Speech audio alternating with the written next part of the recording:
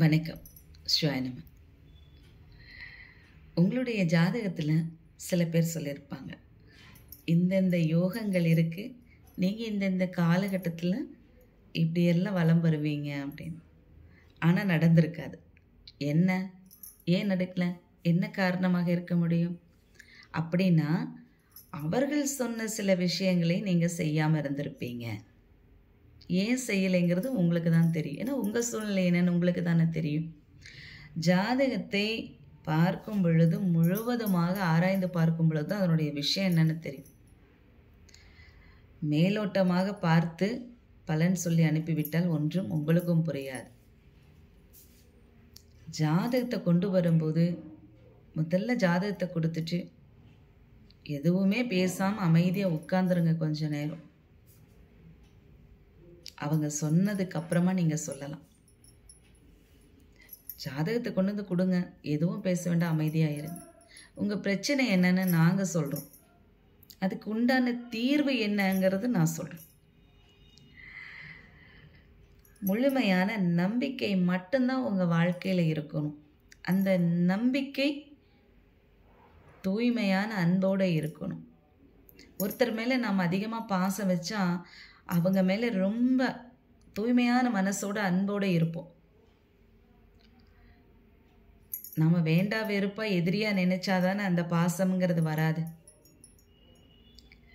அதுபோல தான் ஒரு இடத்துக்கு நாம் உண்மையாக ஜாதகம் பார்க்க போகிறோம் அப்படின்னா அந்த இடத்துல உண்மையான அன்போட உண்மையான நம்பிக்கையோடு போய் பார்த்தீங்கன்னா உங்கள் ஜாதகத்தில் இருக்கக்கூடிய நெகட்டிவ் என்ன பாசிட்டிவ் என்னங்கிற விஷயத்தை நீங்கள் தெளிவாக தெரிஞ்சுக்கலாம்.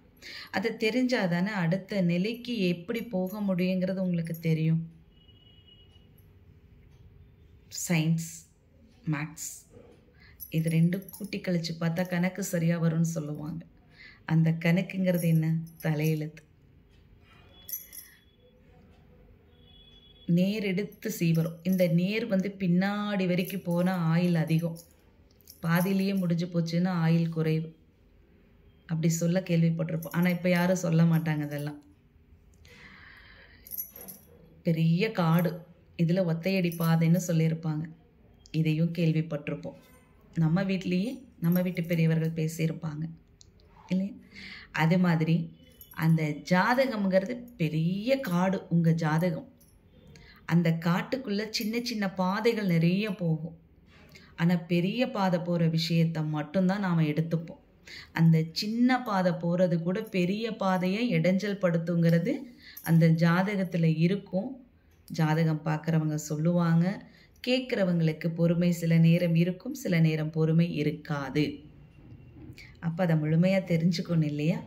தெரிஞ்சாதானே அடுத்த நிலைக்கு எப்படி என்ன செய்கிறது, இதிலிருந்து நான் மீண்டு வர முடியுமா, என்னுடைய வேலை பறிபோகக்கூடிய சூழலில் இருக்கிறது, என்ன செய்வது என்று தெரியவில்லை. இப்போ நான் ஒரு அரசாங்க வேலையில் செஞ்சிட்ருக்கேன். நான் சில பேப்பர்ஸ் எல்லாம் சில இடத்துல வச்சுட்டேன், எனக்கு தெரியல எந்த இடத்துல வச்சேன்னு தெரியல. கண்டிப்பாக ஜாதகத்தில் இருக்கும், சொல்ல முடியும், பிரசன்னத்தில் சொல்ல முடியும்.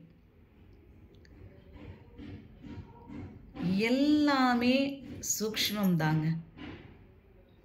அந்த சூக்ஷ்மம் அப்படிங்கிறதான மாயை. அந்த மாயையானது கண்ணை கட்டி விட்டுருக்கும். இடையில ஒரு ஸ்க்ரீன் போட்டிருக்கோம், அவ்வளோதான். அந்த ஸ்க்ரீனை இழுக்கிறதுக்கு நாம் ஒரு கயிறு மாதிரி வச்சுருப்போம். எல்லா இடத்துலையுமே மின்சாரம் இருக்குது, நம்ம கண்ணில் பார்க்க முடியாது. ஆனால் அதுக்குன்னு ஒரு ஸ்விட்ச் தனியாக வச்சுருப்பாங்க இல்லையா? மெயின்லேருந்து தனியாக ஸ்விட்ச், சமையலறைக்கு, ஹாலுக்கு அப்படின்னு தனித்தனியாக ஒவ்வொரு இடத்துல சின்ன லைட்டு, பெரிய லைட்டு, ஃபேனுக்கு, இந்த மாதிரி தனித்தனியாக ஸ்விட்ச் வச்சுருப்போம் இல்லையா? இப்போ ஒவ்வொரு இடத்துக்கு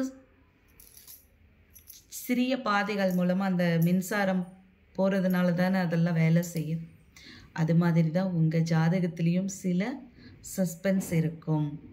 அதை டீப்பாக ரிசர்ச் பண்ணுனா விஷயம் என்னன்னு தெரியும். குழப்பமாகவே இருக்கக்கூடிய ஒரு நிலையாக இருந்தாலும் மாற்றக்கூடிய சூழ்நிலை வரும்.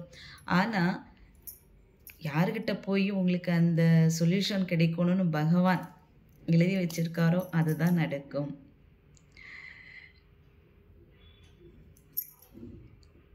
கைக்குள்ளே தாங்க இருக்குது எல்லாமே. அது மாதிரி தான் உங்கள் ஜாதகமும். அந்த ஜாதகத்தில் தான் அத்தனை விஷயங்களும் மறைஞ்சிருக்கு. எடுத்து எண்ணி எண்ணி எடுத்து போட்டு பார்த்தோம்னா விடை தெரிஞ்சிடும். விடை தெரியணும், உங்கள் கேள்விக்கு பதில் இருக்குது. வாங்க. ஸ்ரீ நம.